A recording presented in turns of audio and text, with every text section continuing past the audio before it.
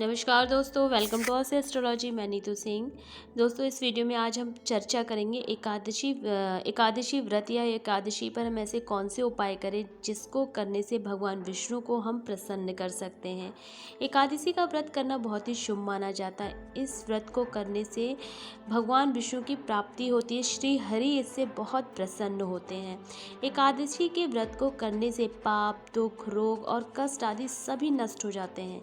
एकादशी का व्रत दो तरह का होता है, एक तो नित्य और दूसरा काम्य व्रत। आप नित्य व्रत कर सकते हैं तो उसमें केवल भगवान की उपासना ही होती है। उसके लिए भगवान से कोई भी आशीर्वाद या मनोकामना नहीं मांगते। नित्य व्रत आप किसी भी एकादशी से उठा सकते हैं। इस व्रत को उठाने का भी कोई नियम खास नहीं होता। आज हम एकादशी के टोटके या उपाय कह लीजिए उसके बारे में कुछ आपको बताएंगे, जिन्हें करके आप सभी धन, समृद्धि और वैभव की प्राप्ति कर सकते हैं। एकादशी के दिन भगवान विष्णु की पूजा का एक अलग ही महत्व होता है। एकादशी वाले दिन रात्रि में भगवान विष्णु की प्रतिमा या फिर मूर्ति के सामने 9 बत्तियों का दीपक जलाएं और एक दीपक ऐसा जलाएं जो रात भर जलता रहे। ऐसा करने से माँ लक्ष्मी बहुत प्रसन्न होती हैं और जातक को सभी सुखों की प्राप्ति और ऐश्वर्य देती हैं। उस जातक को धन का लाभ भी बहुत होता है और कभी भी उसके पास धन की कोई कमी नहीं होती। एकादशी के दिन शाम के समय तुलसी के पौधे के सामने गाय के घी का दीपक जरूर जलाएं और वहीं बैठकर ओम नमो भगवते वासुदेवाय का मंत्र का जाप करते रहें। तुलसी की 11 परिक्रमा करें। इस उपाय से घर के सभी सदस्यों में मध्य प्रेम, सुख, शांति बनी रहती है और उस परिवार पर किसी भी प्रकार का कोई भी संकट कह लीजिए, कभी कोई संकट हो या दुख हो, कभी नहीं आता। हम सभी लोग जानते हैं कि पीपल पर भगवान विष्णु का वास होता है, वासुदेव का वास होता है। यदि आप कर्ज से परेशान हैं तो एकादशी के दिन पीपल के वृक्ष पर मीठा जल चढ़ाएं और शाम के टाइम वहां पे एक दीपक प्रज्वलित जरूर करें।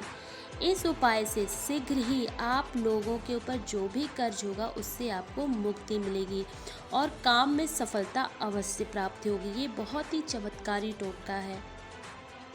एकादशी वाले दिन सुबह जल्दी उठें, भगवान विष्णु की पूजा करें और पूजा करते समय कुछ पैसे भगवान की मूर्ति के सामने रख दें। फिर पूजा करने के बाद ये पैसे अपने पर्स में रख लें। अब हर एकादशी को पूजन के समय ये सिक्के पूजा में रख लें और पूजा के बाद फिर से अपनी जेब में रख लें या फिर पर्स में रख लें या फिर तिजोरी में रख लें।